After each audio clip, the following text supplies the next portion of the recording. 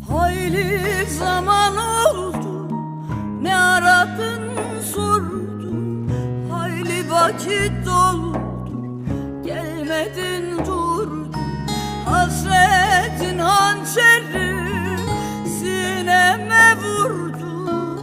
Demem o ki zalim, sen beni yordun. Dağlara mı yazdın, sulara mı yazdın, rüzgara mı yazdın, tez unuttun beni. Dağlara mı yazdın, sulara mı yazdın, rüzgara mı yazdın,